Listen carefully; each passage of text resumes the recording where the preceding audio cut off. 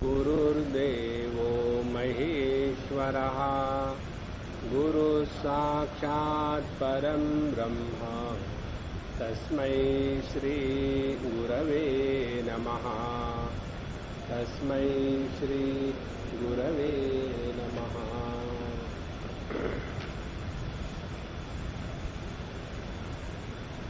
नवम स्कंध में ईशानु कथा, सूर्य वंश और चंद्र वंश, इन दो वंशों में जो अनेक राजा हो गए उनकी कथाओं का विस्तार से वर्णन है।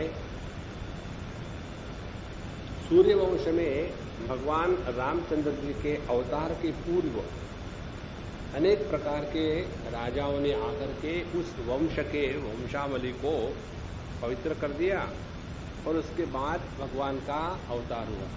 उसी प्रकार से चंद्रवंश में भगवान श्री कृष्ण का अवतार होने के पहले अनेक राजाओं ने जन्म लेकर के उस वंश को पवित्र बना करके सब भूमिका बना दी। इसलिए चंद्रवंश का वर्णन अब हम सुनेंगे।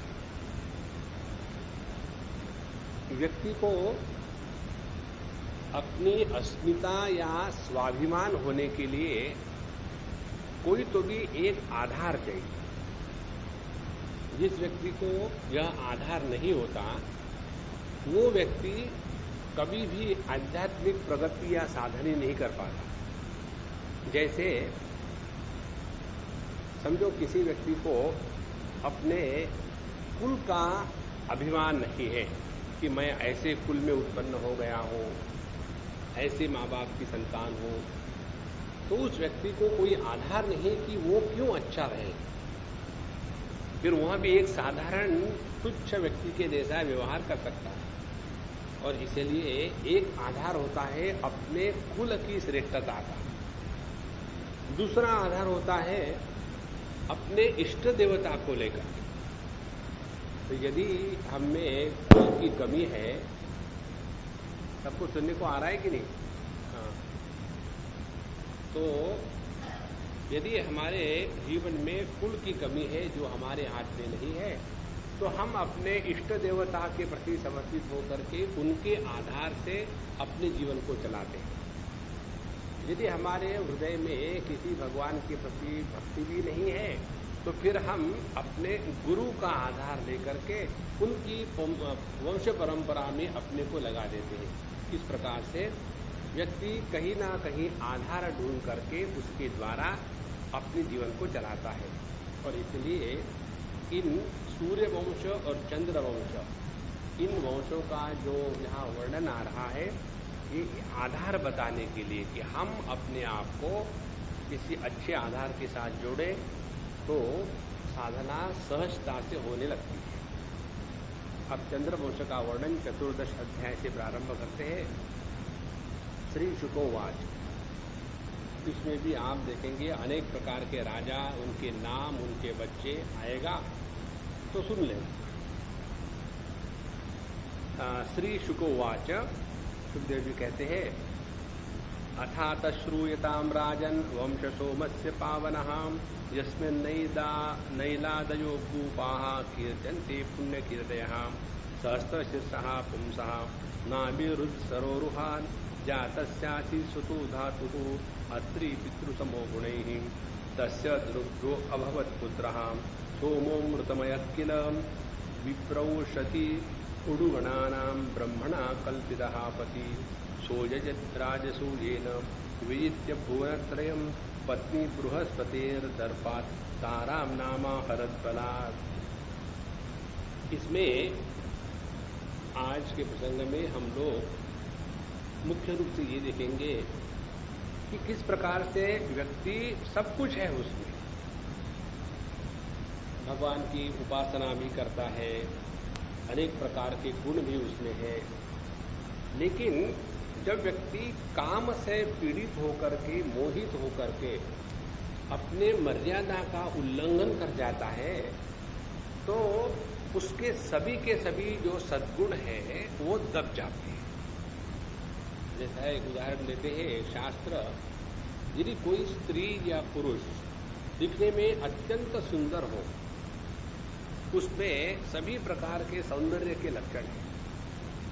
और लेकिन एक बात हो मुंशी, उसको कहीं ल्यूकोडर्मा हो गया हो। ल्यूकोडर्मा माने सफेद चमड़ी। तो किसी को ल्यूकोडर्मा हो गया हो तो बाकी जितने वो सौंदर्य के लक्षण है वो उसके नीचे दब जाते हैं। उसी प्रकार से हमें सभी बातें हो, लेकिन इस एक काम के कारण हम यदि उसके शिकार बन गए तो सब कुछ सत्यानाश हो गया। ये बताने के लिए आज हम लोग 2-4 अध्याय में देखेंगे। तो चंद्रमा के पावन वंश का वर्णन मैं सुनाता हूँ। इस वंश ने पुरुरवा आदि बड़े प्रताप कीर्ति राजाओं का वर्णन किया जाता है। पहले सहस्त्र शीर्ष पुरुष जो है नारायण भगवान, उनके नाभि से ब्रह्मा जी की उत्पत्ति हुई। नाभि के कमल से ब्रह्मा जी की उत्पत्ति हुई। ब्रह्मा जी के पुत्र हुए अत्रि, और वे अपने गुणों के कारण ब्रह्मा जी के समान ही थे। उन्होंने, अत्रि जी ने अपने नेत्रों से अमृत में चंद्र का जन्म दिया, और ब्रह्मा जी ने चंद्रमा को ब्राह्मण, औषधि और नक्षत्र इन सब का पति बना दिया। देखो, हम जब ये कहानियां पढ़ते हैं ना, हमने आपको पहले बताया है, फिर से बताते हैं, ये 3 प्रकार की बातें हैं। जो चंद्रमा सूर्य हम देखते हैं वह आदि भौतिक है। यहाँ जो कहानियां हो रही है ये आदि दैविक चंद्रमा की हो रही है, और यही चंद्रमा, सूर्य इत्यादि ये आध्यात्मिक स्तर पर आ जाते हैं तो अपने स्वरूप की बात है। तो 3 बातें, जैसे उदाहरण के लिए सूर्य जो आकाश में देखते हैं लटका हुआ, वो आदि भौतिक सूर्य है। जिस सूर्य ने अमृत मंथन के समान समय चंद्रमा और सूर्य साथ साथ बैठे हुए थे और बीच में वो राहु आके बैठा, तो मोहिनी को बता दिया कि ये तो राहु है, दैत्य है, इसीलिए उसका सर काटा गया। फिर राहु को बड़ा गुस्सा आया और वो जहाँ पूर्णमासी या अमावस्या हो तो उस समय चंद्रमा को, सूर्य को निगलने के लिए दौड़ता है। तो जो राहु सूर्य को, चंद्रमा को निगल जाता है, उसके कारण जो ग्रहण होता है वह आदि दैविक सूर्य चंद्रमा की, राहु की बात चल रही है, आदि भौतिक नहीं। और तीसरी बात है, जिसके प्रकाश से हमारे आंखों में दृष्टि है वह आध्यात्मिक सूर्य है। तो पुराणों की जो कथा है वे कथाएं आदि दैविक देवताओं की है, और जो हम भौतिक जगत में देखते हैं, साइंस में, फिजिक्स में, वो आदि भौतिक है, यहाँ की आदि दैविक है। और जो हम अपनी साधना करते हैं वह आध्यात्मिक है। तो जो आध्यात्मिक है वही आदि भौतिक है, जो आदि भौतिक है वही आदि दैविक है। इस प्रकार से एक ही परमात्मा के ये 3 प्रकार के रूप है, ऐसा हमको समझना है। तो कई बार ये बातें समझ में नहीं आती तो हम कहते हैं ये कहानी पुराणों की बच्चों के लिए है, बच्चों के लिए नहीं, समझदार लोगों के लिए। तो चंद्रमा को ब्रह्मा जी ने सभी ब्राह्मण, औषधि और नक्षत्रों का पति बना दिया, और इसीलिए नक्षत्राणाम अहम शशि भगवान श्री कृष्ण जब कहते 10वें अध्याय में, इसके पीछे ये हाथ। उसके बाद औषधियों का पति बना दिया। शास्त्रों में ऐसी मान्यता है कि 3 प्रकार के अमृत होते हैं। एक वो अमृत जो समुद्र मंथन के बाद निकला और जिसको पी करके ये देवता लोग अमर हो जाते हैं। दूसरा अमृत वो है जब हम अपने स्वरूप को पहचान लेते हैं, तो अपने स्वरूप की जो पहचान है वह दूसरा अमृत। और तीसरा अमृत होता है जितने भी वनस्पति, जितने भी औषधि, औषधि का तात्पर्य दवाई नहीं, वनस्पति और औषधि का अर्थ ये है, औषधि माने ये जो खेत में हम धान इत्यादि उगाते हैं और जो केवल एक ही जनरेशन रहते हैं। जैसे हमने गेहूं के बीज को बो दिया तो एक आ गया, उसके बाद उसको काट डालो, समाप्त वही गेहूं, तो उनको औषधि कहते हैं। बाकी के जैसे पेड़ है, आम का पेड़, इमली का पेड़, वो तो सालों रहते हैं। तो औषधि माने इस प्रकार के जितने भी पेड़ है उनको औषधि कहते हैं। तो उनमें जो हमारी भूख को शमन करने की क्षमता है वो क्षमता कहाँ से आती है? तो शास्त्र कहते हैं ये क्षमता आती है कि चंद्रमा के किरण से अमृत इन वनस्पतियों में प्रवेश करके उनके द्वारा हमारी भूख की शांति होती है। इसीलिए यह चंद्रमा है और उनके पति चंद्रमा को बना दिया औषधियों के प्रति। उसके बाद उन्होंने अपने इस वरदान के कारण राजसूय यज्ञ किया और तीनों लोगों पर उन्होंने अपना आधिपत्य जमा लिया। उसके कारण उनको घमंड हो गया। देखो, ये बहुत महत्व की बात है। हम इसमें कितने चरित्र देख चुके हैं। ध्रुव का चरित्र देख लो, उन्होंने बचपन में ही भगवान का दर्शन किया था। भगवान की ही कृपा से उनको कितना सारा मिल गया, लेकिन फिर भी उनमें एक घमंड रहा कि मैं इतना बड़ा हूं, कौन मेरे भाई को मार सकता है। और जब उत्तम उनका जो सौतेला भाई था, जब उसको यक्षों ने मार दिया था किसी कारण से, तो ये जाकर के पूरे यक्षों के कुल को नाश करने के लिए क्रोध से उन पर टूट पड़े। तब जाकर के मनु जी, उनके जो दादाजी है भगवान के भक्त, उन्होंने जाकर के समझाया कि देखो बेटा, ये बात गलत है। तुमको तो भगवान के दर्शन हो चुके थे, अब क्रोध काहे को आता है? देखो, इसीलिए ये हमको हमेशा याद रखना है। सत्वगुण प्रधान व्यक्ति भले परमात्मा के दर्शन के लिए साधना में लगे, सब कुछ करे, लेकिन वही सत्वगुण किस समय एक क्षण में रजोगुण में कन्वर्ट हो जाता है, इसका कोई भरोसा नहीं है। तो इन्होंने इतना राजसूय यज्ञ किए, इतनी सारी संपत्ति, सब कुछ जगत का उनको मिल गया, और फिर भी उसके कारण शांति नम्रता आने के स्थान पर उनको घमंड आ गई। एक बात आपको बताए, जिनको जिनको दुनिया में बहुत सारा द्रव्य मिलता है ना, व्यक्ति को लगता है कि अपने मेहनत से मिल रहा है। अपने मेहनत से मिलता तो दुनिया में एक भी आदमी दरिद्री नहीं होता। तो मिलता है वो प्रभु की कृपा से मिलता है। लेकिन हमको ऐसे लगता है कि देखो, मैंने इतनी मेहनत करी इसलिए मुझे मिला, ये बात गलत है। तो यहाँ जो इतने तीनों लोगों पर विजय प्राप्त हुई, तो चंद्रमा को लगा कि हाँ, मैं तो बड़ा शक्तिशाली हूँ और मैंने ये किया, मैंने वो किया। और जब व्यक्ति घमंड में आ जाता है, अपने सफलता की नशा ऐसी भयानक है कि अपने सफलता को सहने के लिए केवल परमात्मा की शक्ति ही काम में आ सकती है। एक आध बार व्यक्ति अपने नुकसान के कारण, अपने विफलता के कारण अपने आप को संभाल लेगा, लेकिन जब सफलता का नशा आ जाता है तो व्यक्ति जीवन के सभी तारतम्य, सभी मर्यादा का उल्लंघन करने लग जाता है। और यही बात हमारे चंद्रमा महाराज की हो गई। तो उनको बड़ा घमंड हुआ और इसीलिए उन्होंने क्या किया, बलपूर्वक, कहते हैं, सहा अजयत राजसूयेन विजित्य भुवनत्रयम् पत्नीम बृहस्पते दर्पा ताराम नामा हरत बलात्। तो उन्होंने बृहस्पति जी की जो पत्नी है तारा नाम की, उसको जबरदस्ती से छीन लिया। लो, अब आप इतने बड़े हो गए, इसका मतलब ये नहीं दूसरों की पत्नियों को छीन के भागे जाओ। तो उन्होंने इस प्रकार से बृहस्पति जी की पत्नी तारा को छीन लिया, हार लिया। तो देवगुरु बृहस्पति ने चंद्रमा को समझाया कि देखो, तुमको ये जो सफलता प्राप्त हो गई है ना, इसके कारण तुमको दर्प चढ़ गया है, बड़ा घमंड आ गया है, इसका त्याग करो और मेरे पत्नी को लौटा दो। और ऐसा है ना कि जो व्यक्ति मोह में पड़ा है, उसके साथ शराफत की बात कभी काम में नहीं आती। ये बात हमारे भगवान कृष्ण जानते थे। जब प्रथम अध्याय में अर्जुन मोह में पड़ा है, तो उस समय भगवान ने शराफत की बात नहीं करी, प्रारंभ किया गाली से, क्लैप्यम मास्मगम पार्थ, अपने नपुंसकता को जागृत मत करो।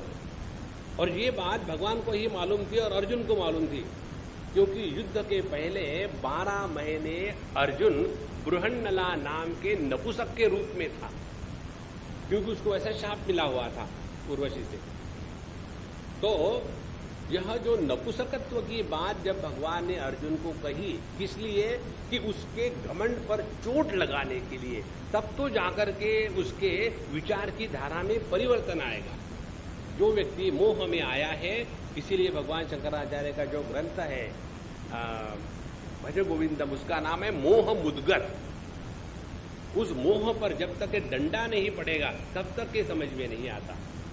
तो भगवान ने उसको ऐसा करके ठीक लगाया। बृहस्पति जी शरीर भगवान की चीज तो है नहीं, भगवान मस्त राम है। जिससे प्यार करना है प्यार करो, गाली देना है गाली दो, दोनों में समान है। न मे द्वेषोसी न प्रियः। तो बृहस्पति जी ने शराफत में कहा कि देखो भैया, ये बात गलत है, तुम मेरी पत्नी को लौटा दो। अब ये बात भगवान राम ने भी रावण से कही थी, अब उसे लौटाया थोड़ी, उसको तो मारना ही पड़ा। तो जब ये बात हुई तो उसने तो नहीं लौटाया। उसके बाद बस जोर से देवता और दानव, इनमें भयानक संग्राम छिड़ गया। इसलिए शुक्राचार्य जी ने बृहस्पति जी की द्वेष से असुरों का साथ दिया। जब देखो पार्टीबाजी हो गई, what they call collided government, that government which collides with each other within the parties is called as collided government, it's not a collision government. तो शुक्राचार्य जी और बृहस्पति जी, शुक्राचार्य जी दानवों के गुरु और बृहस्पति जी देवताओं के गुरु। तो जहां मौका मिला, चलो हम तुम्हारे पार्टी में आते, उनको तो हरा के रखेंगे। तो बृहस्पति जी के द्वेष से शुक्राचार्य जी ने असुरों के साथ चंद्रमा का पक्ष ले लिया और हमारे भोले बाबा ने सभी भूत गणों के साथ अपने विद्या गुरु अंगिरा जी की पुत्र बृहस्पति जी का पक्ष ले लिया।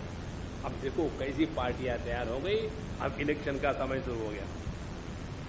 फिर देवराज इंद्र ने समस्त देवता के साथ अपने बृहस्पति का पक्ष ले लिया। इस प्रकार तारा के निमित्त से देवता और असुरों का संग्राम प्रारंभ हुआ। स्त्री के कारण, स्त्री के कारण। अच्छा, उसके बाद बहुत लोग मारे काटे गए। निवेदिता अथ अंगिरसा सोमम निर्मत्स्य विश्वकृत ताराम सुभर्ते प्रायच्छन अंतवर्तीम अवैतपति। तो अंगिरा ऋषि ने देखा कि अब तो ये युद्ध भयानक हो रहा है। फिर जाकर के ब्रह्मा जी के पास गए और कहा कि भगवान आप देख क्या रहे, इसको जरा बंद करो। तो ब्रह्मा जी ने चंद्रमा को डांटा कि तुमने ये क्या बकवास शुरू कर दिए, पहले ही करते तो ये तमाशा नहीं होता, लेकिन तमाशा नहीं होता तो फिर मजा काहे का।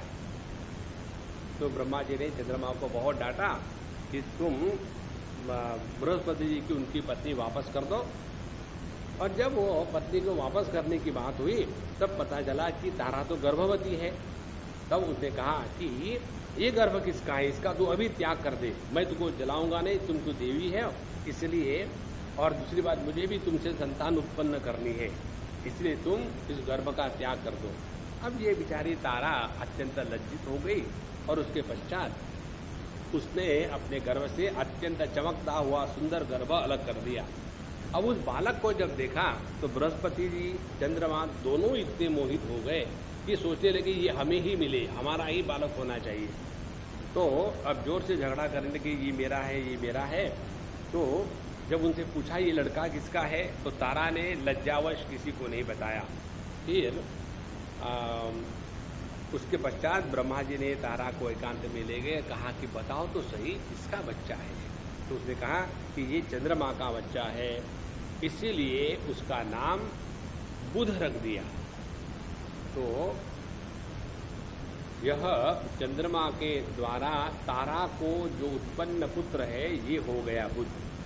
और ये बहुत ही बुद्धिमान था, क्योंकि वो शांत रहता था। शांत जो बुद्धिमान लोग हैं वो शांत रहते हैं। जैसा कहते हैं ना कि जब नदी, आप देखिए अपने नर्मदा जी को जाकर के ओंकारेश्वर में नर्मदा जी का पात्र बहुत ही गहरा है, कम से कम 60, 70, 80 फीट ज्यादा ही गहरा होगा, 1000 फीट के करीब। तो वहां इतना संत है पानी नर्मदा जी का, कहीं हलना चलना नहीं। और जहां पानी हल्का होता है वहां बड़ी हलचल। तो यहाँ जो बुद्धिमान लोग हैं वो हमेशा शांत रहते हैं, क्योंकि उसी में बुद्धि बनता है। तो कुछ ब्रह्मा जी ने उसका नाम बुध रखा, क्योंकि वो बड़ा गंभीर था, और ऐसा पुत्र मेरा है ये जान करके चंद्रमा को भी बड़ी खुशी हुई। उसके बाद बुध के द्वारा इला के गर्भ में पुरुरवा का जन्म हुआ। ये तो हमने आपको पहले बता दिया है। एक दिन इंद्र की सभा में देवर्षि नारद जी पुरुरवा के रूप, गुण, उदारता, शील, स्वभाव, धन संपत्ति, पराक्रम इत्यादि का गान कर रहे थे। तो उन्हें सुनकर उर्वशी के हृदय में काम भाव का उदय हो गया, और वो पीड़ित होकर के देवांगना पुरुरवा के उर्वशी पुरुरवा के पास चले गई। यद्यपि उर्वशी को मित्रावरुण के शाप से मृत्युलोक में जाना ही पड़ा था, फिर भी पुरुष शिरोमणि पुरुरवा मूर्तिमान कामदेव के समान सुंदर है, यह बात सुनकर के उस उर्वशी ने धैर्य धारण किया और उसके पास चली गई। और जब उर्वशी को देखकर पुरुरवा के भी नेत्र बड़े हर्ष से फुल्लित हो गए, और वो भी बहुत खुश हो गया। उसके जीवन में, उसके शरीर में रोमांच हुआ। उसने कहा कि हे सुंदरी, स्वागतंते वरारोहे आस्यताम करवाम किम स्वरमस्व मया साकम रतैर्नवो शाश्वती समाहा। कि हे अत्यंत सुंदरी, तुम्हारा स्वागत हो, बताओ मैं तुम्हारी क्या सेवा करूं। चलो हम लोग दो विहार करते हैं, अनंत काल तक हमारा विहार चलता रहे। उर्वशी ने कहा। दोनों की अब जुड़ गई कि हे राजन, कस्यास्त्वपि न सज्जेत मनोदृष्टिश्च सुंदर यदंगांतरमाद्य साध्यम जवते ही हृदंसया। कि तुम्हारे जो सौंदर्य है, उस सौंदर्य को लेकर के कौन स्त्री मोहित नहीं होगी।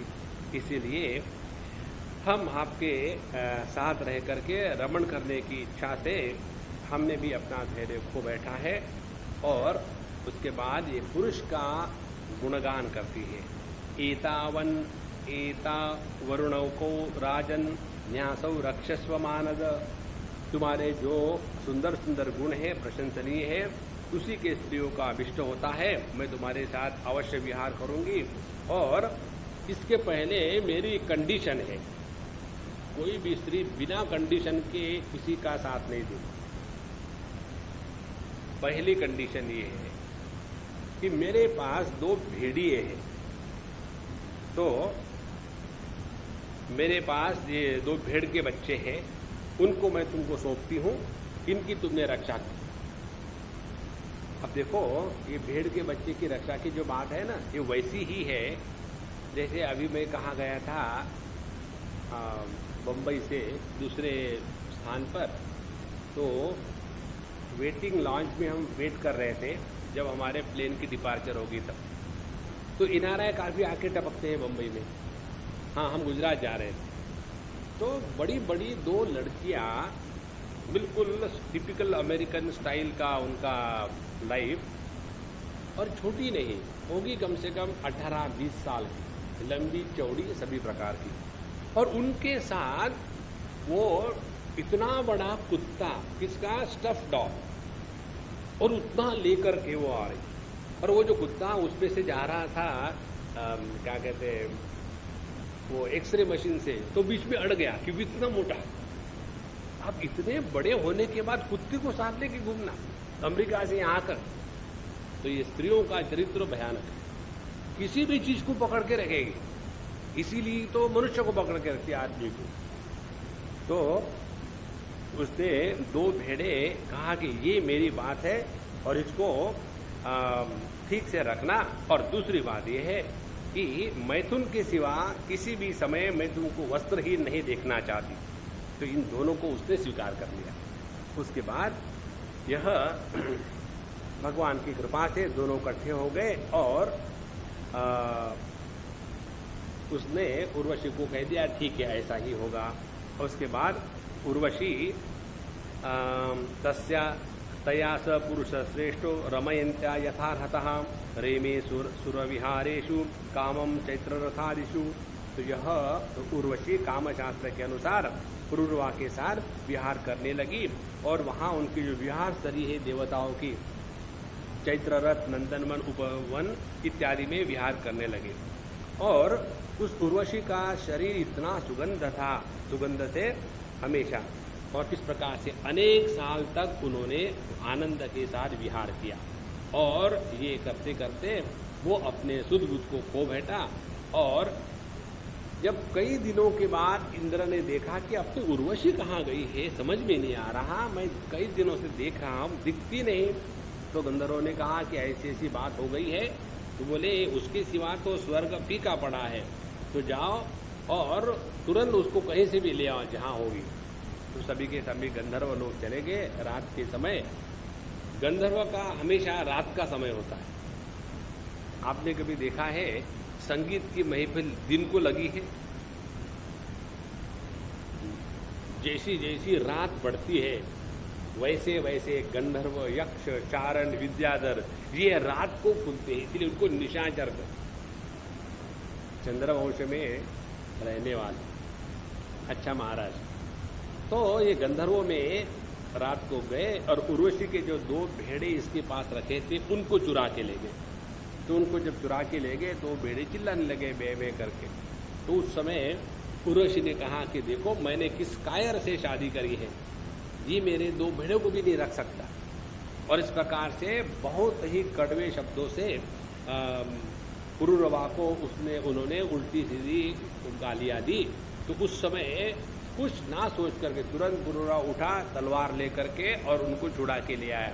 लेकिन उस समय वो विवस्त्र था, इसलिए उसके बाद उर्वशी ने उसको छोड़ के चले गए। तो फिर राजा पुरुरवा अपने शयनगार में जब उर्वशी को नहीं देखा तो उनका मन बड़ा उचट हो गया था और उसके कारण वो इस पूरी पृथ्वी में भटक लगे पागल की तरह से कि अब मेरा क्या होगा, मेरी उर्वशी चली गई। एक सज्जन हमको मिलते हैं, कहते स्वामी जी मैं अभी 60 साल से ज़्यादा हो गया हूँ। तो मैंने बोला कि कांग्रेचुलेशंस, अब क्या कह सकते। बोले ये बात नहीं, मेरी अभी तक शादी नहीं हुई। हमने कहा डबल कांग्रेचुलेशंस। तीसरी बात कहते हैं कि मुझे हमेशा डिप्रेशन होता है। हमने कहा एक कांग्रेचुलेशन वापस। फिर उन्होंने कहा कि मैं चाहता हूं कि ये दवाइयां ना लूं, लेकिन डॉक्टर ने कहा है तुमको जिंदगी भर दवाई लेनी ही पड़ेगी। तो हमने कहा नो कमेंट। फिर कहा कि स्वामी जी मुझे आप आशीर्वाद दीजिए, मैं दीवाना नहीं बन जाऊं। दीवाना आदमी होता है जब किसी के पीछे लग जाता है। तो यहाँ ये पुरुरवा महाराज उर्वशी के कारण दीवाने हो गए और इधर उधर भटकने लग गए। और एक बार सरस्वती नदी के तट पर उन्होंने उर्वशी और उनकी 5 प्रसन्नों की सखियों को देखा और बड़ी मीठी वाणी से कहा कि जरा ठहर जाओ, एक बार तो मेरी बात मान लो, तुम कितने निष्ठुर हो, थोड़ी देर ठहर जाओ, हम कुछ देर तक बात कर लें। तो कहते हैं देवी कि देखो अब इस शरीर पर तुम्हारा कोई प्रसाद नहीं, इसी से तुमको मैंने दूर फेंक दिया है। अब यह मेरा सुंदर शरीर ढेर जैसा हुआ जा रहा है, तुम देखते हो कि ये मेरा जो शरीर है, पुरुरवा कहते हैं कि इसको अब गीद और भेड़ खा जाएंगे, तो भेड़िए खा जाएंगे। उर्वशी ने जब ये सब बातें सुनी कहा कि देखो राजा ऐसे मत करो, ऐसा हमेशा सोचते रहोगे कि मेरे देह को भेड़िए खा जाएंगे तो असल में खा भी जाएंगे। अब बात सुनो, उर्वशी के द्वारा स्त्री की बात, पुरुष के द्वारा स्त्री की बात कहेंगे तो हम लोग कहेंगे ये तो पुरुष का हमेशा ही स्त्रियों के प्रति बुरा भाव रहा है। उर्वशी उवाच मां मृथा पुरुषोषित्वं मास्मत्व्याद्युर्वृका इमे क्वापि सख्यम न वै स्त्रीणाम वृकाणाम हृदयम यथा। स्त्रियों का हृदय एकदम भेड़ियों के जैसा होता है, उनसे कभी भी दोस्ती नहीं करनी चाहिए। स्त्रियो यह करुणा क्रूरा दुर्मर्षा प्रिय साहसाः घ्यंतल पार्थेपि विश्रब्धम पतिम भ्रातरम अप्युत।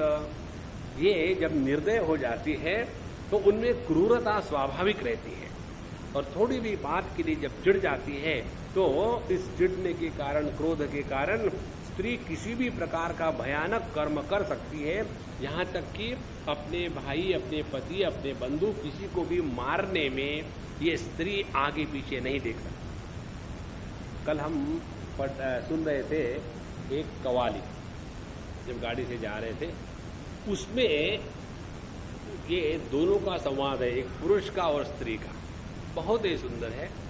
और उसमें पहले ये पुरुष कहता है कि एक बार भगवान ने, मौला ने सोचा कि चलो औरत की निर्मिति करें, और फिर उन्होंने चंद्रमा से सौंदर्य लिया, नदियों से बलखाना लिया, और शाम से काजल लिया, और पूषा से रत्तिमा ली। ऐसा बड़ा सुंदर वर्णन आया। और फिर जैसे जैसे वर्णन बढ़ता है, फिर नागिन से जहर लिया, सांप से डसना सीखा, बीचू से काटना सीखा, और मच्छरों से गुनगुनाना। इस प्रकार से सब मसाला बना करके मौला ने, और फिर ये औरत को निर्माण किया। और निर्माण करके भगवान कहते हैं कि हाय, मैंने निर्माण करके किया तो क्या किया, यही मेरे जीवन की परेशानी बन। मुझे लगता है उसने इसका अध्ययन किया होगा। तो उनके हृदय में कोई भी किसी के प्रति विश्वास नहीं होता। विधालाया की विश्रम्भम अग्नेषु त्यक्त सौहृदा नवम नवभी स्पत्या पुष्चल्या स्वैरवृत्तया। तो उनके हृदय में कोई सौधार्य नहीं होता। भोले भोले आदमी को विश्वास दिखाकर फांस लेती है, और नयों को फिर फांस करके दूसरों को पहले का छोड़ देती है। ऐसे वो स्वच्छंद चारणी रहती है। धीरे धीरे राजन, तुम धीरज रखो, घबराओ मत। हर वर्ष में एक रात तुम्हारे साथ रहोगी, और उसके द्वारा तुमको अनेक संतानों की उत्पत्ति होगी। अब यहाँ जो स्त्री की बात कही है, देखो शास्त्र लिखे जाते हैं कॉन्टेम्पलेटिव संतों के द्वारा। भागवत महापुराण का लिखान किया है भगवान वेद व्यास ने। इसके वक्ता कोई साधारण नहीं है, वो है सुखदेव जी महाराज। तो ये शब्द ऊपर ऊपर हमको नहीं देखने हैं। इसमें स्त्री का अर्थ शास्त्रों के अनुसार प्रकृति होता है। स्त्री माने स माने सत्वगुण, र माने रजोगुण, त माने तमोगुण। तो स त र इन तीनों को जब ई की स्त्रीलिंगी उपाधि जोड़ दी जाती है तब उसको कहते हैं स्त्री। तो जो व्यक्ति इस प्रकृति के बंधन में रह करके अपना भला करना चाहता है, तो ये प्रकृति ने किसी को साथ नहीं दिया।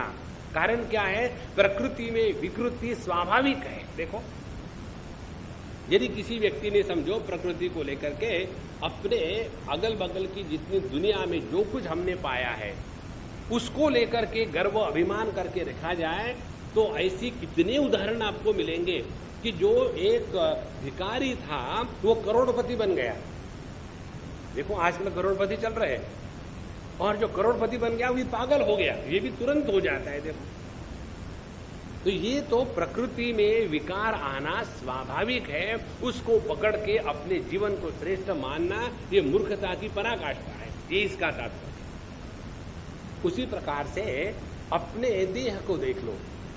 मां कुरु धन जन यौवन गौरवम भरति निमेषात कालहा सर्वम।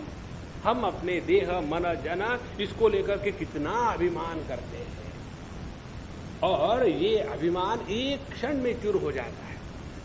इसीलिए भगवान ने जब यहाँ इसका वर्णन कर दिया है उर्वशी के माध्यम से, स्त्री ऐसी भयानक होती है, तो ये मत समझ लेना कि स्त्री के प्रति शास्त्रों में दुर्भावना है। ये तो बताने का तरीका है, और जिसको समझ में नहीं आता भगवान उनका भला करे। तो किसी भी प्रकृति के साथ रह करके हमारा कभी भला नहीं हुआ। इसीलिए आध्यात्मिक साधना के दो पक्ष हैं। पहला पक्ष है प्रकृति पर नियंत्रण पा लेना, यह आध्यात्मिक जीवन है। और दूसरा पक्ष है अपने पुरुष तत्व को पहचानना। तो जितना यह पुरुष का देह, आदमी का देह प्रकृति का है, उतना ही स्त्री का देह प्रकृति का है। ये जो पंच महाभूतों से हमारा देह बना है, उसमें लिंग भेद नहीं है। जिस आकाश में स्त्री का देह है उसी आकाश में पुरुष का देह है। जिस वायु से स्त्री का देह बना हुआ है उसी वायु तत्व से पुरुष का देह बना हुआ है। जिस अग्नि तत्व से स्त्री का देह बना है उसी अग्नि तत्व से पुरुष का देह बना हुआ है। इसीलिए जब ब्लड ट्रांसफ्यूजन करते हैं सब ठीक ठाक होने के बाद ये कभी नहीं देखते कि इस औरत को खून देना है तो आदमी का नहीं दिया जा सकता, दिया जा सकता है, वहां लिंग भेद नहीं होता। एक क्रिश्चियन अम्मा है हमारी, अब उस समय छोटी थी वो 20-22 साल की, हम भी उस समय जवान थे। तो उसको बहुत देरी हो गया डिलीवरी के बाद और बच्चा तो मर गया और वो पुराने स्टाइल के कैथोलिक होने के कारण बहुत ऑर्थोडॉक्स, और फिर उसके खून की जब आवश्यकता पड़ी तो उसके जितने रिश्ते वाले हैं कोई भी खून देने को तैयार थे, हमने खून दे, वो मर रही है तो बोले मरने दो, हम नहीं देंगे। तो जब हमको उसके पति ने कहा कि देखो साधु बाबा ऐसा हो रहा, पता नहीं क्या करें, हमने चलो हम आते हैं। और हम गए वहां, देखा उसको, इतनी प्यारी बच्ची। तो हमने कहा देखो मेरा खून चलता है तो ले लो 1-2 कप। तो फिर तुरंत डॉक्टर ने उसको चेक कर लिया, बोले हाँ आपका खून फिट होता है। तो फिर हमने जिसका चाहिए खून दे दिया, हम भी जिंदा रहे। उसके बाद उसको हमने कहा देखो अब तुम मेरी लड़की हो गए क्योंकि तुम्हारे रगों में मेरा खून दौड़ रहा है। तो वहां ऐसे नहीं कि आदमी का खून औरत पे जाने के बाद अब मुश्किल हो गई, आदमी वो औरत कंफ्यूज हो गई, मैं करूंगी या करूंगा। देखो यह प्रकृति का तात्पर्य स्त्री पुरुष का लिंग भेद नहीं है। तो साधना का पक्ष एक ये है कि प्रकृति को नियंत्रण में रखना, यह साधना है। और जब प्रकृति को नियंत्रण में रखेंगे तब दूसरी बात आ जाती है, फिर हम पुरुष की पहचान कर सकते हैं। बिना प्रकृति को नियंत्रण में लाए पुरुष को पकड़ना असंभव है। इसलिए यहां इस प्रकार से समझ लेना है, नहीं तो हम अर्थ का अनर्थ कर लेते हैं। उसके बाद कि पुरुरवा ने देखा अंतर्वत्नी उपालक्ष देवी विष प्रयपुरम पुनस्तत्र गतो दांति उर्वशी वीरमातरम। पुरुरवा ने देखा कि उर्वशी गर्भवती है, इसलिए वो अपने राजधानी में लौट गए। 1 वर्ष के बाद आए और तब तक के वो एक उनके पुत्र की माता हो चुकी थी। तो जब उर्वशी से मिले तो फिर उनको बड़ा सुख मिला, उनके साथ रात भर रहे। और जब सुबह में उठ करके जाने लगे फिर वो अत्यंत दुखी होकर के उर्वशी से कहने लगे कि ऐसा करो, गंधर्वानाम उपाधेवम आस्तुभ्यम दास्यन्ति मामिति। उर्वशी ने कहा कि देखो ये गंधर्व जब उसे ले गए हैं, आप उनकी स्तुति करो, उनकी स्तुति करो तो वो आपको दे देंगे। और इस प्रकार से राजा पुरुरवा ने गंधर्वों की स्तुति करी। किसी से कुछ काम निकालना हो ना तो उनकी स्तुति करनी चाहिए, विशेष करके गंधर्वों की। जो संगीत वाले होते हैं, ललित क्रिया के जो होते हैं, उनसे काम निकलवाना हो तो तुरंत उनके एक आध चीज की स्तुति करो। आपको याद है आपने जब वो पूना में एक बुधवार पेट में एक छोटे से गली में जो अखिल भारतीय संगीत सम्मेलन हुआ था।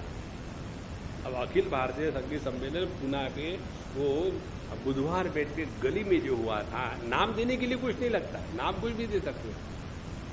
तो उसमें जो आपने गाया था अभी तक मुझे याद है। अच्छा आप थे वहां? हाँ अच्छा आप कैसे आए? ऐसा है कि मेरा ये काम है, हो जाएगा, मैं उनको जानता हूं, तुरंत काम हो जाता है। यहां भी वही टेक्निक है, गंधर्वों की स्तुति करो। तो राजा ने उनकी जब स्तुति करी तो वो प्रसन्न हो गए और उन्होंने उन्हें एक अग्निस्थाली दे दी। अग्निपात्र माने जिसमें अग्नि डाल करके होम हवन कर सकते हैं, ऐसे दे दी। राजा ने सोचा यही उर्वशी है, इसीलिए उसी को अपने हृदय से लगा करके वो वन में घूमने लग गए। और जब उन्हें होश आया तो पता लगा कि लो ये तो अग्निकुंड है, पोर्टेबल अग्निकुंड। इसीलिए उनको बड़ा गुस्सा आया, वहीं छोड़ करके उर्वशी का ध्यान करते रहे। और उस समय त्रेता युग का प्रारंभ हुआ। ये सब की सब बातें सत्य युग की। और त्रेता युग का प्रारंभ हुआ तो उनके हृदय में तीनों वेद प्रकट हो गए। और उन्होंने जहां पर वो अग्निस्थाली छोड़ी थी वहां शमी वृक्ष के गर्भ से एक पीपल का वृक्ष भी देखा। तो इन दोनों को अरण्या बता करके, मंथन काष्ठ बना करके उन्होंने उर्वशी लोक की कामना से वहां अग्नि प्रज्वलित किया और मंत्रों से मंथन किया। इसीलिए अग्नि का नाम जातवेदा हो गया और जातवेदा नाम का अग्नि प्रकट हो गया। इसीलिए यह त्रेता युग के पूर्व में अग्नि को ये नया नाम मिला, जातवेदा। जात माने पैदा हुआ, वेदा माने जो जानता है। तो इस प्रकार से उस पुरुरवा ने अग्नि देवता के त्रैविद्या माने कर्मकांड की विद्या, त्रैविद्या सोमपा पूत पापा, भगवद गीता में 9वें अध्याय में आता है कि जिस विद्या में 3 का चक्कर होता है उसको कहते त्रैविद्या। एक तो हो गया कर्म, दूसरा हो गया कर्म का करने वाला, तीसरा हो गया कर्म का फल। तो यह जो द्वैत क्षेत्र में लाभ हानि की बात है उसको कहते हैं त्रैविद्या। तो इस त्रैविद्या के द्वारा आहवनीय, गार्हपत्य और दक्षिणाग्नि, इन 3 भागों में इस अग्नि को विभक्त करके पुत्र के रूप में स्वीकार कर लिया। ये 3 प्रकार के अग्नि होते हैं। आहवनीय अग्नि वो है जिसमें आहुतियां डाल करके इस आहुतियों की स्वीकृति अग्नि के मुख से सभी देवता लोग करते हैं, उसको कहते हैं आहवनीय अग्नि। दूसरा होता है गार्हपत्य अग्नि। गार्हपत्य अग्नि में हमेशा गृहस्थों में जो घरों में जो किया जाता है अग्निहोत्र, उसको गार्हपत्य कहते हैं। और तीसरा दक्षिणाग्नि। इस प्रकार से इन्होंने 3 अग्नियों के द्वारा सर्वदेव स्वरूप इंद्रियातीत यज्ञपति भगवान श्री हरि का यजन कर लिया। और कहते हैं यहाँ परीक्षित जी को कि देखो, एक एव पुरा वेदः प्रणवः सर्ववाङ्मयः देवो नारायणो नान्यः एकोऽग्नि वरुण एव च। त्रेता युग के पूर्व, त्रेता में 3 हो गए, तो त्रेता युग के पूर्व केवल एक ही था। देखो जो हमने चतुश्लोकी भागवत में सुना था कि सृष्टि के प्रारंभ में केवल एकमात्र परमात्मा ही था, यही बात यहां आ गई। त्रेता माने 3 का चक्कर, तो सत्ययुग में केवल एक ही है, क्योंकि सत्य एक है, सत्य अनेक नहीं है। तो त्रेता के पूर्व सत्ययुग में प्रणव एकमात्र ही ओंकार का वेद था। इसीलिए प्रणव को कहते हैं एकमात्रा गायत्री, और दूसरा है हंस गायत्री जिसको द्विमात्रा गायत्री कहते हैं, और तीसरा है प्रणव गायत्री या जो गायत्री छंद है भूर्भुव स्वहा, वो हो गया त्रिपदा गायत्री। तो यह त्रेता युग में प्राप्त होने के बाद ही ये अनेकता प्राप्त हो गई। उसके पहले सत्ययुग में एकमात्र प्रणव ही ओंकार वेद था, सारे वेद उसी के शास्त्र अंतर्भूत थे, और देवता भी एकमात्र नारायण थे और कोई नहीं थे, और अग्नि भी 3 नहीं केवल एक ही था, और वर्ण ही केवल एक था, हंस। अभी जैसे अनेक वर्ण हो गए, ब्राह्मण क्षत्रिय वैश्य शूद्र, ऐसे अनेक वर्ण नहीं थे, केवल हंस ही था। हंस का तात्पर्य है जब हमारा ध्यान इस हम और स, ये जो पुरुष और प्रकृति के बीज है, इन दोनों का आना जाना अखंड बना रहता है, इसी को कहते हैं सोहम साधना। तो उस सत्य युग में केवल इतना ही था, लेकिन त्रेता के प्रारंभ में पुरुरवा ने वेदत्रयी और अग्नित्रयी का उनके द्वारा आविर्भाव हुआ, और अग्नि को उन्होंने संतान रूप से स्वीकार करके गंधर्व लोक की प्राप्ति करी। इस प्रकार से यह पुरुरवा और उर्वशी का चरित्र हमको अनेक बातें प्रदान करता है। इसमें अभी आखिरी जो बात है उसको जरा सिद्धांत के रूप में समझ लें। ये बात रामायण में भी आती है। त्रेता युग के पूर्व ऐसी क्षमता थी लोगों में कि एक ही परमात्मा का केवल ओंकार के द्वारा ही ध्यान करके उनकी प्राप्ति होने में कोई कठिनाई नहीं थी उसके। और इसीलिए भगवान को भगवान माने रूप रंग के रूप में नहीं स्वीकार करते थे। नारायण हम स्वरूप से हम सब के हृदय में उपलब्ध है। तो उस समय त्रेता युग में किसी प्रकार के मूर्ति की पूजा इत्यादि नहीं होती। फिर तो त्रेता युग में नहीं, सत्य युग में, और फिर सत्य युग में भगवान की पूजा करी जाती थी या तो अपने गुरु में या तो ब्राह्मणों में। तो मनुष्य रूप में भगवान की पूजा सत्य युग में किया जाती। लेकिन जैसे त्रेता युग इत्यादि प्रारंभ हो गया, फिर द्वापर प्रारंभ हो गया, तो वहां मनुष्य में परमात्मा की मूर्ति को देखने का बहुत कठिन होने लगा, क्योंकि त्रयी निर्माण हो गई।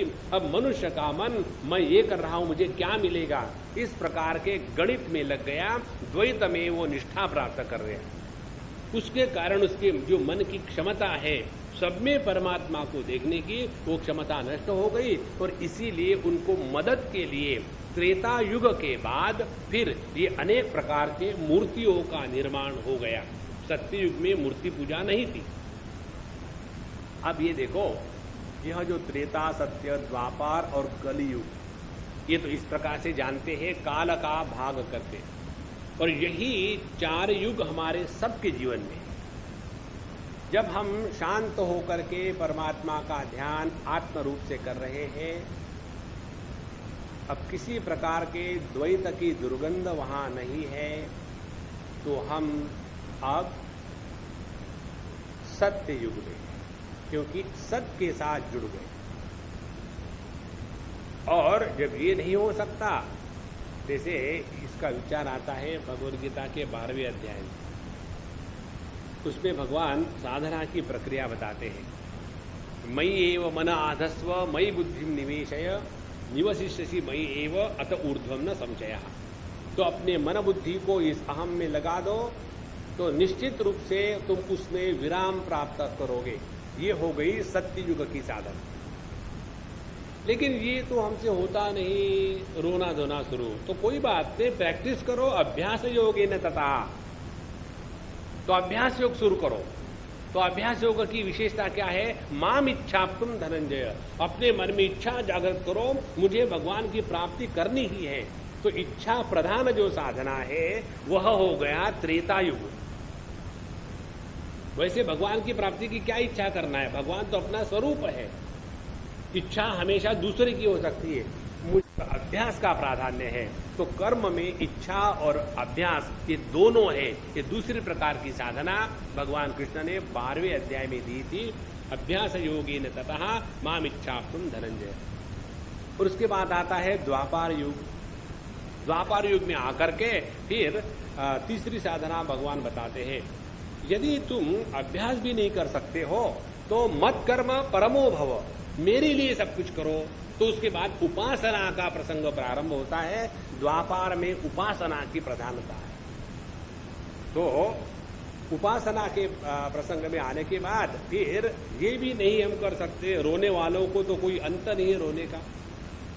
फिर चतुर्थ प्रकार की साधना कलियुगी लोगों के लिए, माने जो गए बीते हैं उनके लिए कहते हैं कि सर्वकर्म फल त्याग ततः कुरु यथात्मवान। तो अपने सभी कर्मों का फल का त्याग कर दो, माने अब हम कलियुग में आ गए। तो जब कलियुग में आने के बाद फिर सिद्धांत क्या निकला?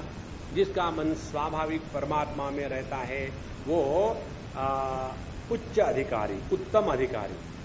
जिसको थोड़ी अभ्यास की जरूरत है वो उससे थोड़ा कम दर्जे का। और जिसको अभी सभी के सभी कर्म भगवान के लिए करने हैं वो और कम दर्जे का। और जिसने अपने कर्मों का त्याग कर दिया है वो सबसे घटिया।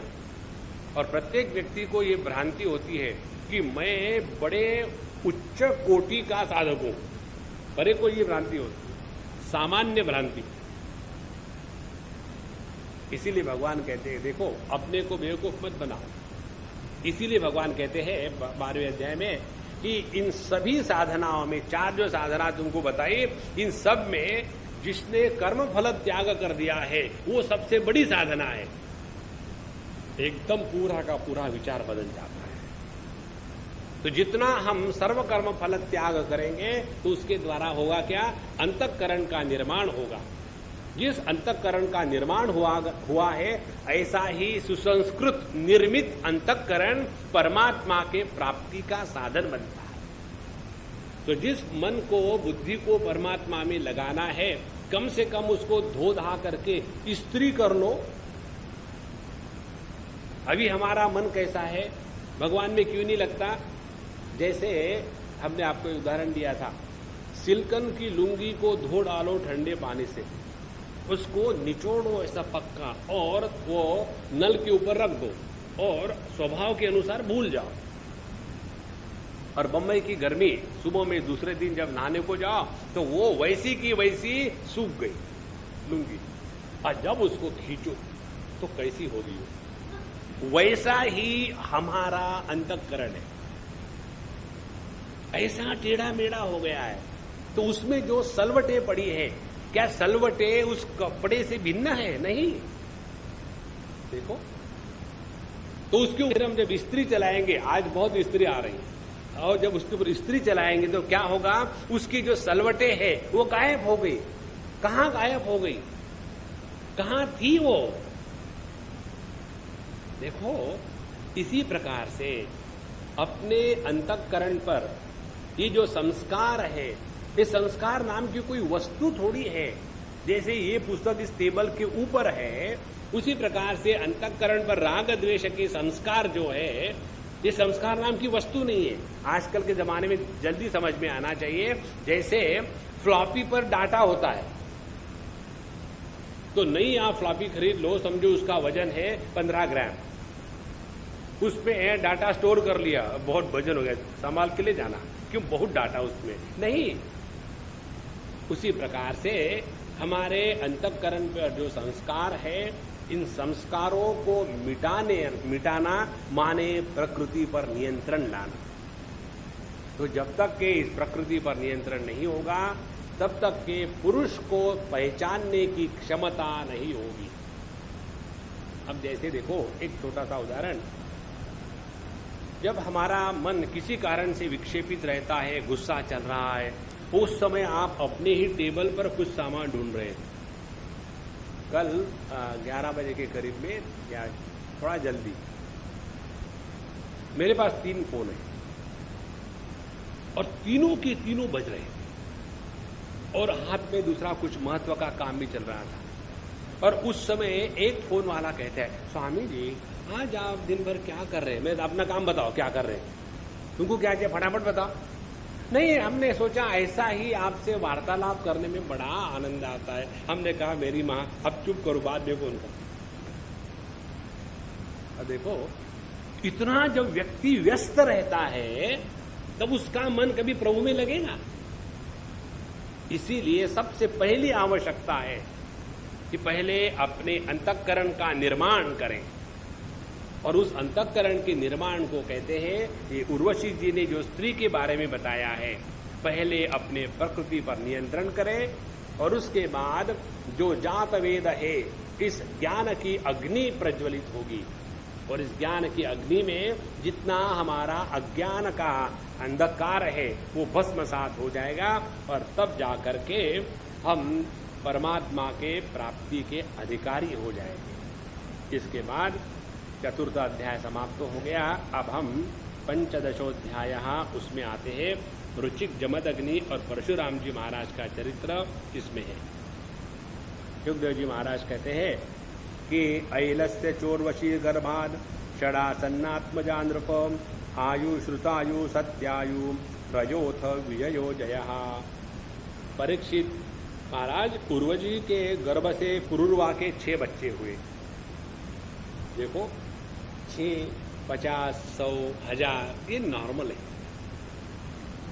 पता नहीं आजकल ये कहां से आके टपका पड़ा है कि फैमिली क्या कहते हैं, कंट्रोल, नियंत्रण, हम दो, हमारा 1.5, पूरे 2 तक में। इसके बारे में आपको अपना विचार बताते हैं।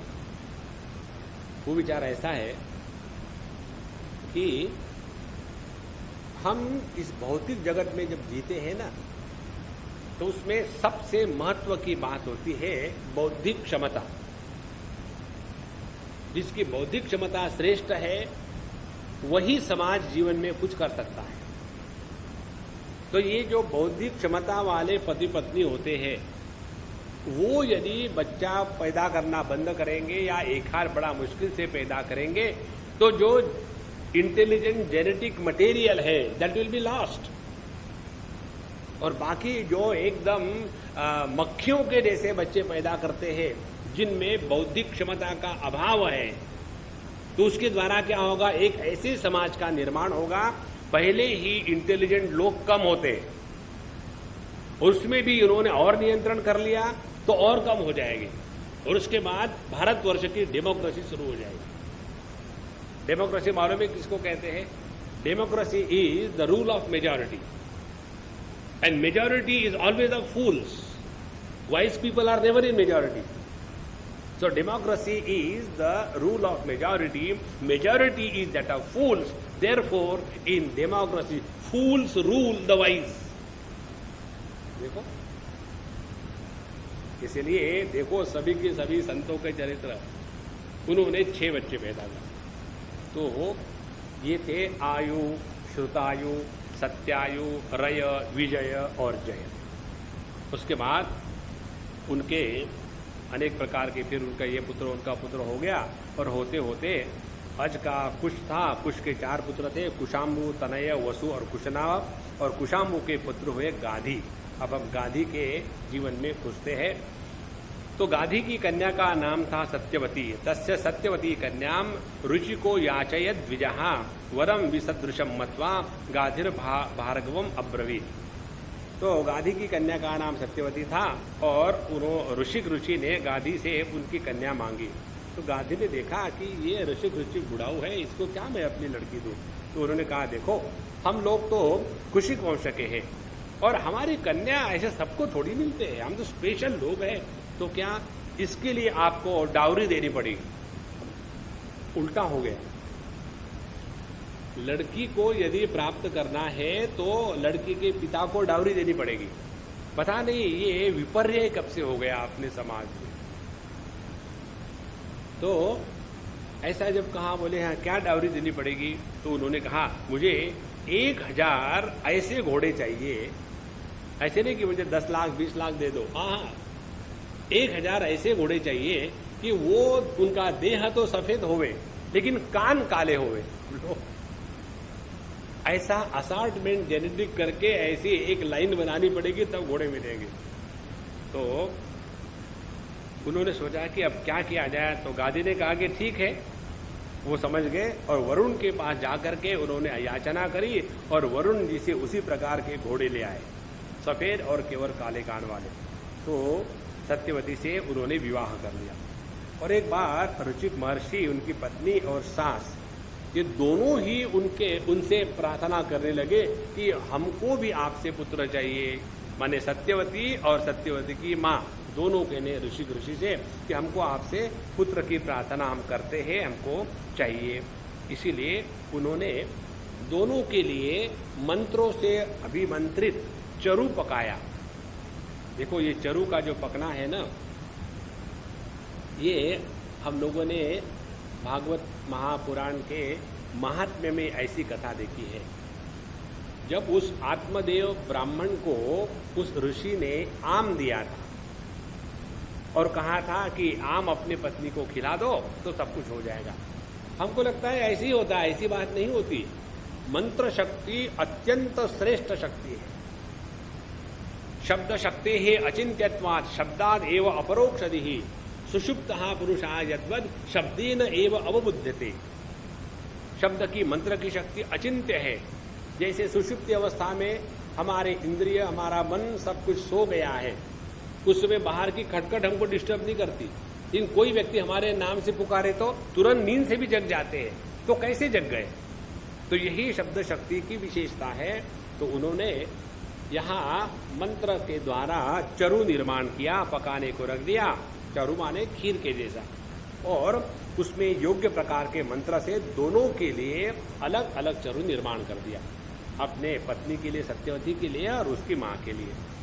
और ये जब हुआ तो सत्यवती की मां ने सोचा कि इसने तो अपने पत्नी के लिए बढ़िया चरू बनाया होगा और मेरे लिए घटिया बनाया होगा, इसीलिए वो उसका चरू पी गई राम को।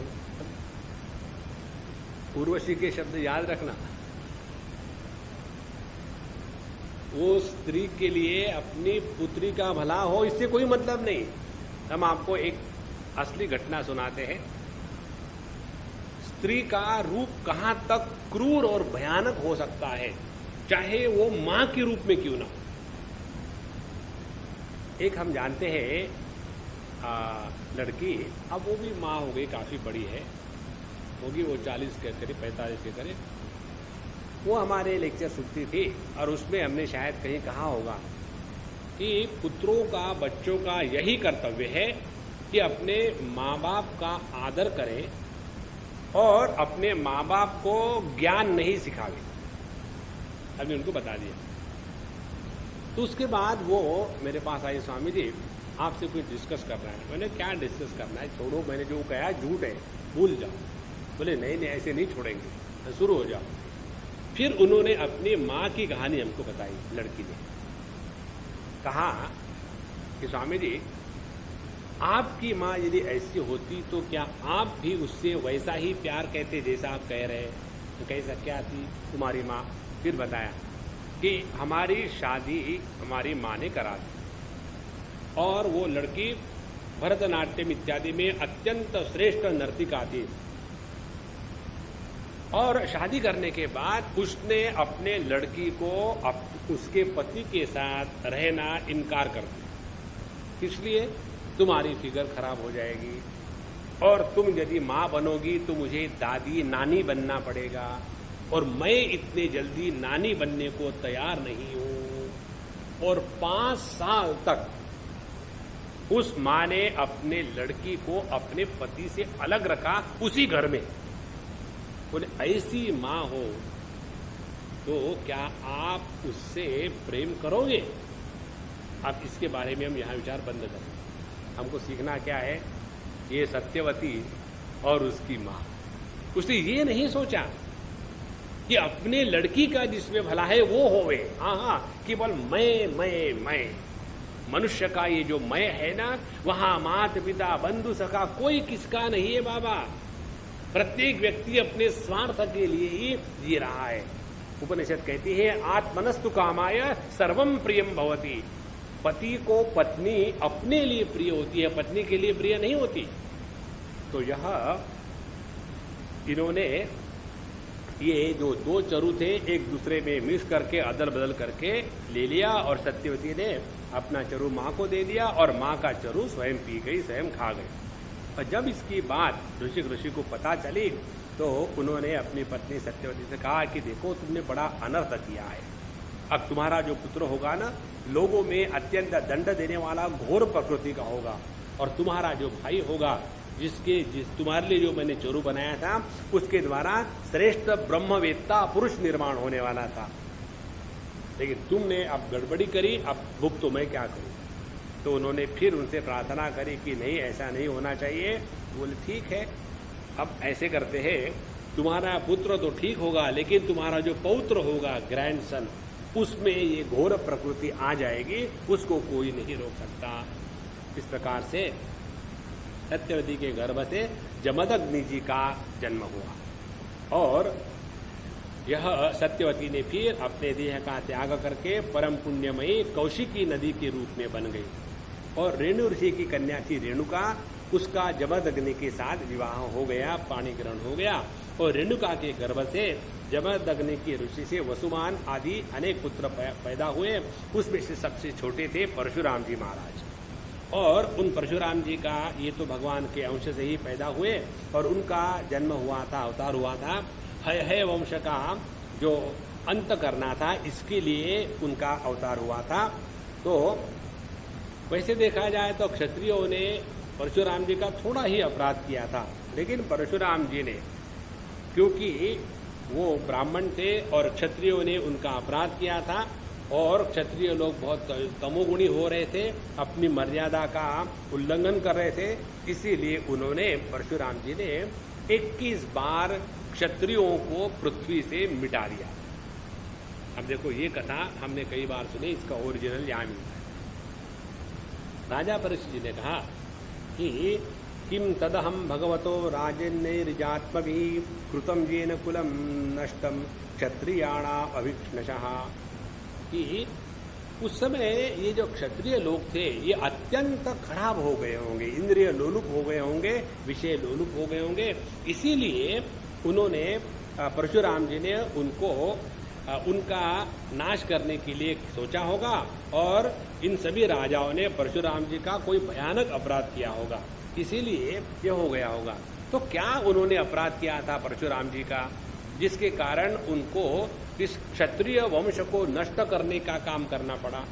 सुखदेव जी महाराज कहते हैं कि हैहेयानाम अधिपति अर्जुन क्षत्रियर्षभः दत्तम नारायणास्यां च आराध्य परिकर्मभिः बाहुम दशशतम लेभे दुर्घर्षत्वमरादिषु अव्याहतीन्द्रियो जहाँ श्री तेजो वीरेशो बलम। कहते उन दिनों में है वंश में एक अर्जुन नाम का राजा होगा और वो बड़ा श्रेष्ठ क्षत्रिय था और उसने भगवान दत्तात्रेय की बड़ी उपासना करी और उनको प्रसन्न कर लिया। दत्तात्रेय जी भी भगवान विष्णु के ही अवतार है, तो उनको प्रसन्न कर लिया और उनसे 1000 बुझाए और युद्ध में शत्रु उनको पराजित न कर सके ऐसा वर प्राप्त कर लिया। और उसके बाद वो उनकी ये सब शक्ति, ताकत, बल, संपत्ति को प्राप्त करके फिर वो एकदम योगेश्वर के जैसा हो गया और उसमें ऐसा सामर्थ्य आ गया है। योगेश्वरत्व ऐश्वर्यम गुणा त्रयाणिम आदयः, तो उनमें सभी प्रकार के ऐश्वर्य आ गया। वो सूक्ष्म भी हो सकता था, मोटा भी हो सकता था, सभी सिद्धियां उसमें आ गई और वो संपूर्ण विश्व में एकदम वायु के जैसे बिना किसी के रोके भ्रमण कर सकता था। और एक बार यह सहस्त्रबाहु अनेक स्त्रियों के साथ, जो सुंदर सुंदर वैजयंती माला पहने हुए था और स्त्रियों के साथ नर्मदा नदी में जल विहार कर रहा था और उस समय उसने नर्मदा नदी का प्रवाह अपने बाहों के बल से रोक दिया। उसी समय उसी एरिया में रावण का भी शिविर लगा हुआ था, शायद कोई मेडिटेशन कैंप चल रहा हो, तो वहां भी रावण का शिविर लग रहा था। और चूंकि ये पानी वहां उन्होंने रख दिया है, रोक दिया है, तो नर्मदा जी की धारा उल्टी बहने लगी और जा करके रावण के शिविर में घुस गई। तो उसको बड़ा गुस्सा आया कि ये कौन है कि मेरे शिविर में आकर के पानी फेंक रहा है। तो जब ये रावण सहस्त्रबाहु के पास आया तो सहस्त्रबाहु के साथ जितनी स्त्रियां वहां नर्मदा जी में विहार कर रही थी, उन स्त्रियों ने रावण को बांध के बंदर के जैसा रख दिया। रावण की बात। इसी प्रसंग को लेकर के जब हनुमान जी लंका में जाते हैं और रावण हनुमान जी को प्रश्न पूछता है कि किसके बल से तुम ये सब कर रहे हो, मालूम नहीं मैं कौन हूं। तो जब रावण कहता है मालूम नहीं मैं कौन हूं, तो हनुमान जी ये प्रसंग लेते हैं, हाँ मुझे मालूम है, आप शायद वही तो रावण है ना जिनको लड़कियों ने बांध करके रखा था सहस्त्रार्जुन के साथ। जब वो वहां क्रीड़ा कर रही थी तो किसी भी व्यक्ति को अपना वीक पॉइंट पकड़ो, तो उस समय जब ऐसा कहते हैं हनुमान जी, तो उस समय रावण अपने 10 मुख से जोर से हंसता है, हा हा हा हा, बंदर देखो क्या बात कर रहा है। क्योंकि ये बात केवल उसी को मालूम थी और हनुमान जी को मालूम थी, सबके सामने ये बात मालूम नहीं थी, इसलिए जोर से हंस करके उस बात को उसने वही दबा दिया। तो ये है रावण महाराज। तो ये इसी राजधानी में ले गए माहिष्मती में और बंदर के समान कैद करके उसको रख दिया। फिर पुलिस ऋषि आए और उन्होंने कहा कि देखो अब ये रावण को छोड़, क्योंकि पुलिस ऋषि का ही था पुत्र रावण, उसको छोड़ दिया। और एक बार सहस्त्रार्जुन खेलने के लिए शिकार घोर जंगल में गया और वहां जमदग्नि मुनि के आश्रम पहुंच गया। और देखो यहाँ एक मुख्य शब्द की बात है, यदृच्छया आश्रम पदम जमदग्ने ही उपाविशद। यदृच्छया का तात्पर्य है परमात्मा के इच्छा के विधान के अनुसार। देखो हम सबको क्या समझना है ये सभी की सभी भगवान की लीला चल रही। भगवान की लीला में हर घटना का निर्णय लेने वाले परमात्मा हो। ऐसा क्यों किया, ये प्रश्न ही गलत है। ये ऐसा है, भगवान की लीला से चल रहा है। क्योंकि तात्पर्य क्या निकलना है अपने जीवन का? अपने जीवन का यही तात्पर्य होवे कि जो भी कुछ हमारे जीवन में हो रहा है ये प्रभु के लीला के अनुसार हो रहा है। ये बात एक बार हृदय में बैठ जाए तो आप जीवन में कभी दुखी नहीं होंगे। मनुष्य के दुख का एक ही कारण है, जो भगवान का विरोधी बनकर के जगत में रहता है। भगवान की इच्छा के अनुसार अपने जीवन को चलाओ, जीवन में कभी दुख नहीं होगा।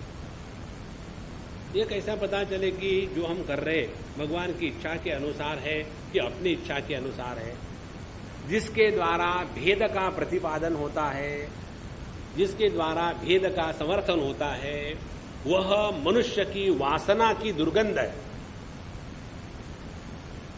देखो, और जिसके द्वारा एकत्व की प्रतिष्ठा होती है, जिसके द्वारा एक ही वस्तु का चिंतन होता है, वह है परमात्मा की दृष्टि।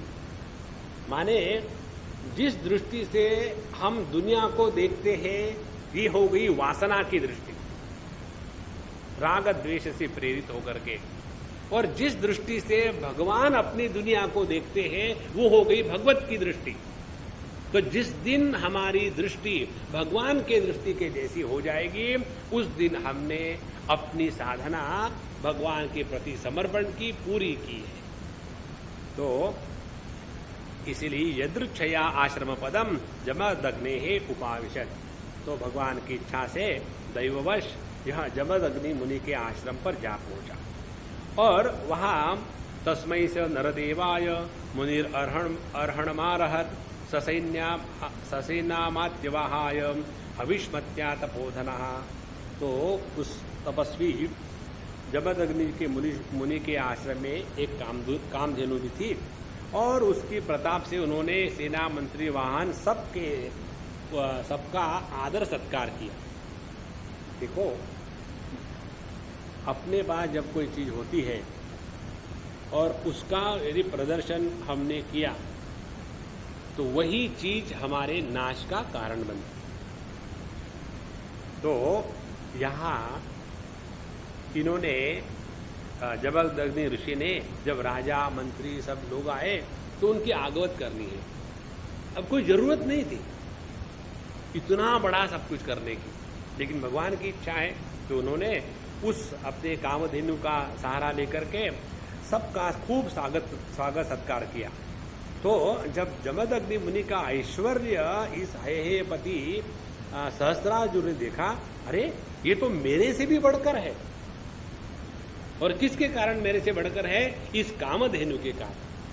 तो उसने सोचा अब इस कामधेनु को ले जाना चाहिए। किसकी दूसरे की वस्तु कैसे ले जाए, कौन विचार करेगा? तो उसने अभिमानवश कभी जबरदस्ती से मांगा तक नहीं, और जबरदस्ती से वो अपने सेवकों को आज्ञा दी कि चलो कामधेनु को छीन के ले चलो। उनकी आज्ञा से वैसा जब हुआ तो बेचारे कामधेनु और उसका बच्चा टकराती हुई उसके पीछे चल पड़ी और माहिष्मतीपुरी में उसको ले गए। ऐसा जब हुआ तो कुछ समय के बाद परशुराम जी अपने घर जब आए आश्रम पर, तो उन्होंने देखा ये भयानक दुष्ट वृत्तांत, और उसके कारण वो एकदम सांप के नीचे फुदकारने लगे और उनको बड़ा क्रोध आया और उन्होंने हाथ में फरसा, तरकस, ढाल, धनुष लेकर के एकदम ऐसे जोर से दौड़ पड़े जैसे सिंह हाथी पर टूट पड़ता है। और सहस्त्रबाहु अब अपने नगर में प्रवेश ही कर रहा था।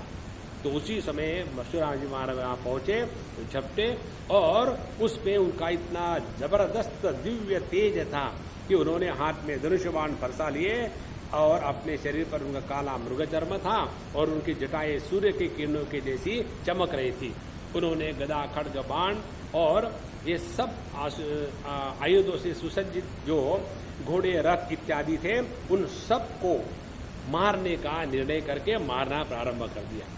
तो परशुराम ने जब ये सभी की सभी सेना को मारना शुरू कर दिया और उनकी गति मन के गति से भी तेज थी, और जहां काट कूट करके सब वाहन, जितने हाथी घोड़े, सबको ने मारा।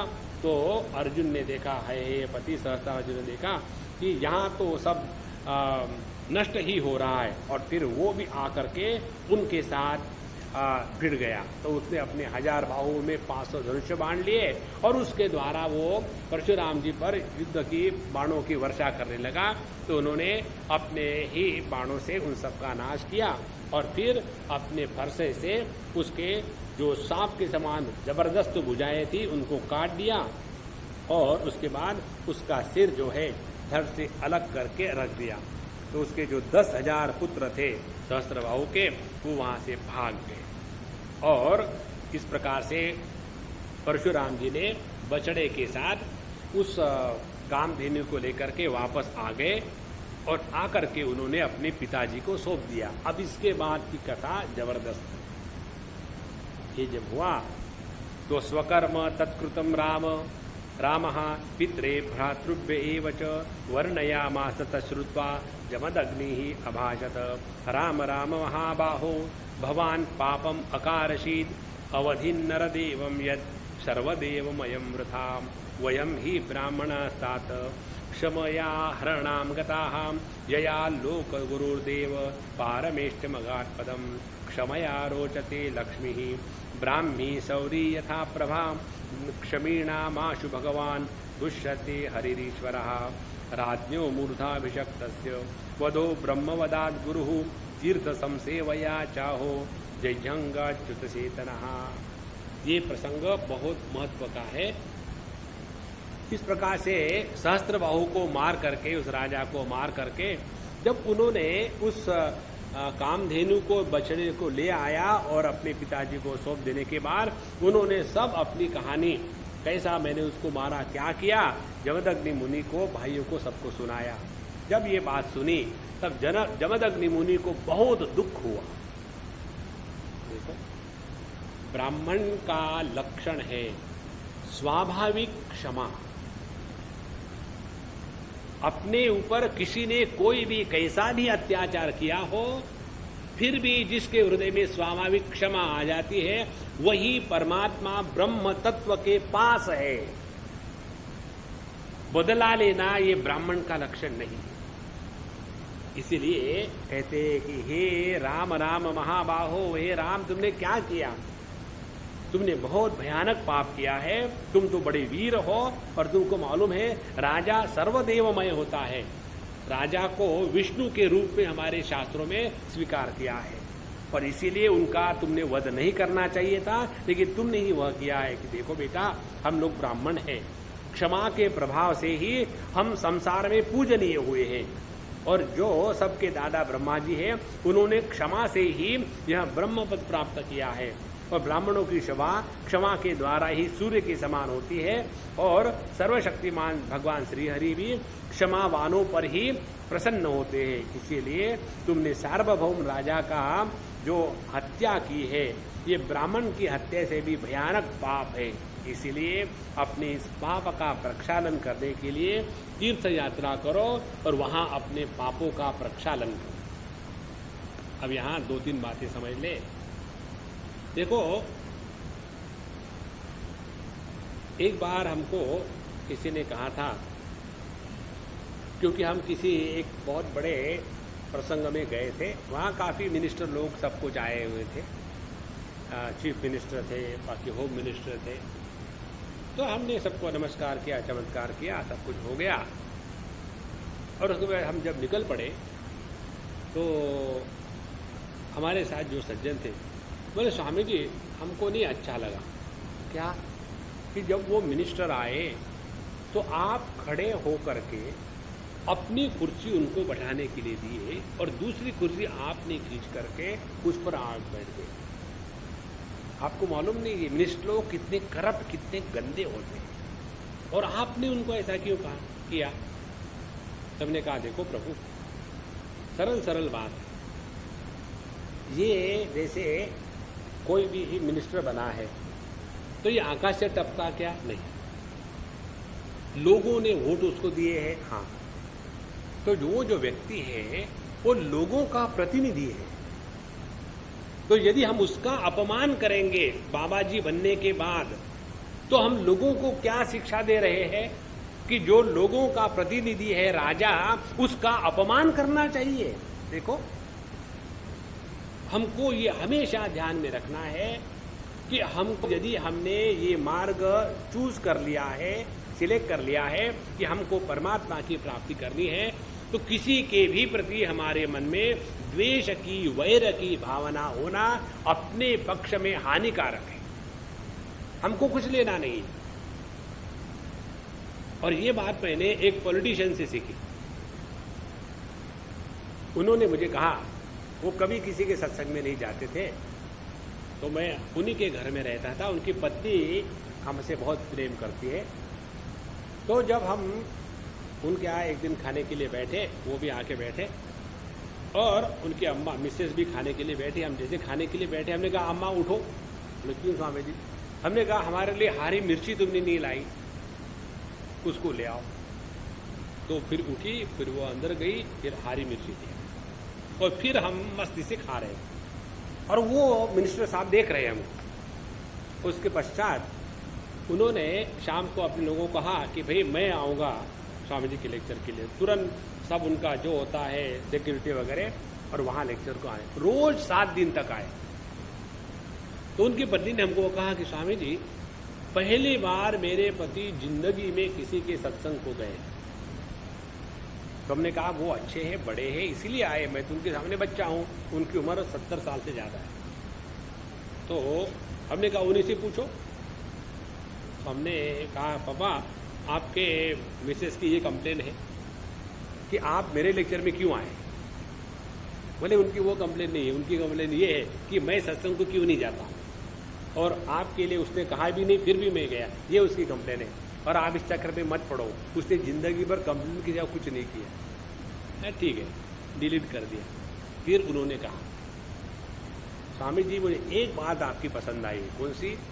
आपने कभी भी किसी भी राजनीतिक व्यक्ति को लेकर के कड़वाहट नहीं उगली। देखो कितनी महत्व की बात है। तो हमने कहा कि देखो प्रभु, अपने डेमोक्रेसी में जो भी आदमी चुन के आता है वो तो समष्टि का रिप्रेजेंटेटिव है ना। तो यदि हम उसका अपमान करेंगे तो समष्टि का अपमान करेंगे। ये बात यदि हम बाबा जी होकर के ना समझे तो अज्ञानी लोग कहां से समझेंगे। इसीलिए हमको यदि ये समझो पॉलिटिशियन के अगले पीछे कुछ करना है तो हम स्वयं पॉलिटिक्स में कूदे और फिर करना शुरू कर दें। यदि पॉलिटिक्स में हम नहीं है तो उन लोगों को अच्छा बुरा कहने का हमको अधिकार नहीं है। हमने वोट तक नहीं डाला, तो हम तो ऐसे हैं कि ना तो हमको वोट बैंक को कहने का कुछ अधिकार है, ना तो जो चुने गए उनको कहने का अधिकार है, क्योंकि हमने तो अपने आप को निश्चय कर लिया है कन्हैया के प्रति समर्पित कर देना। ये बहुत महत्व की बात है। यही बात जमदग्नि जी कहते हैं कि हे परशुराम जी, हम ब्राह्मण हैं, हमारे जीवन का लक्ष्य भिन्न है। हम लोग दूसरों को सुधारने के लिए नहीं पैदा हुए। हम लोगों को तो अपने अंतःकरण को शुद्ध करके परमात्मा के प्रति समर्पित होकर के उनमें मिल जाना है। तो अंतःकरण की शुद्धि की पराकाष्ठा क्या है? अंतःकरण की शुद्धि की पराकाष्ठा है अपने हृदय में किसी के भी प्रति सपने में भी एक बार भी द्वेष की भावना जागृत न होवे। जिस हृदय में द्वेष की अग्नि प्रज्वलित रहती है उस हृदय में भगवान का अवतरण कभी नहीं होता। इसीलिए क्षमा ये सबसे श्रेष्ठ गुण है। जो व्यक्ति क्षमा नहीं कर सकता उसका बारे में एक जगह में बहुत सुंदर वचन आते हैं। हम चाहते हैं कि हमारे घर में चोर नहीं घुसे, और उसी चोर का चिंतन करके उसको हम अपने हृदय में बिठा लेते हैं। देखो, रावण ने चाहा था कि भगवान रामचंद्र जी को लंका में प्रवेश ना करने दे, लेकिन नित्य निरंतर भगवान राम का चिंतन करके उसने भगवान राम को अपने हृदय में बिठा लिया था। देखो, इसीलिए अपने हृदय की पवित्रता की पराकाष्ठा यही है कि हमारे मन में किसी के भी प्रति दुर्भावना, द्वेष ना हो। और उसके लिए उससे बढ़कर के स्टेज यहां की है कि यदि कोई हमारा अपराध ही करता है तो भी हमको क्षमा ही करनी चाहिए, क्षमा बड़न को होनी चाहिए। बच्चे छोटे तो गलती करेंगे, लेकिन नॉर्मली क्या होता है, हम बड़े कहते हैं देखो बच्चे मुझे समझते नहीं, वो कैसे समझेंगे, वो तो बच्चे हैं ना। जब बड़ों को समझ नहीं है तो बच्चों को कहां से आएगी। इसीलिए हे परशुराम जी, तुमने ये जो बात करी उस सहस्त्रार्जुन को मार दिया, ये भयानक पाप हुआ। इसलिए अब तुम जाकर के तीर्थ यात्रा करो। तीर्थ यात्रा करने से कैसे पाप का क्षालन होता है। जब व्यक्ति तीर्थ यात्रा करने के लिए जाता है तब उस समय अपना जितना ऐश्वर्य, मैं ये हूं, मैं इंडस्ट्रियलिस्ट हूं, मैं बड़ा मिनिस्टर हूं, ये सब का सब खत्म हो गया। वहां जाकर के लाइन में खड़े रहो और गंगा जी में नहाओ, वहां के साधु संतों के साथ रहो, वहां जो जैसा मिलता है उसमें रहो। तो वहां तीर्थ क्षेत्र में जाने के बाद अनेक कष्ट हो गए। उन कष्ट को लेते समय सबके प्रति क्षमा की भावना जागृत करना है। इसीलिए तीर्थ क्षेत्र में जाने का प्रयोजन अपने हृदय की जो गंदगी है उसको निकाल करके क्षमा को जागृत करने के लिए तीर्थ यात्रा की जाती है। ये तो तीर्थ यात्रा में भी जाएंगे और वहां ये पंडित जो है उन्होंने बड़ा बुरा किया है, ये पंडित जो है इन्होंने सब गंदगी फैला रखी है और सबके प्रति दुर्भावना। इससे तो अच्छा है अपने दुर्भावना को लेकर के घर में बाथरूम में बैठो, अटैच। श्री कृष्णा श्री कृष्णा श्री कृष्णा। ओम पूर्णमदः पूर्णमिदं पूर्णात् पूर्णमुदच्यते पूर्णस्य पूर्णमादाय पूर्णमेवावशिष्यते। ओम शांति शांति शांति। हरि ओम। श्री गुरुभ्यो नमः। हरि ओम।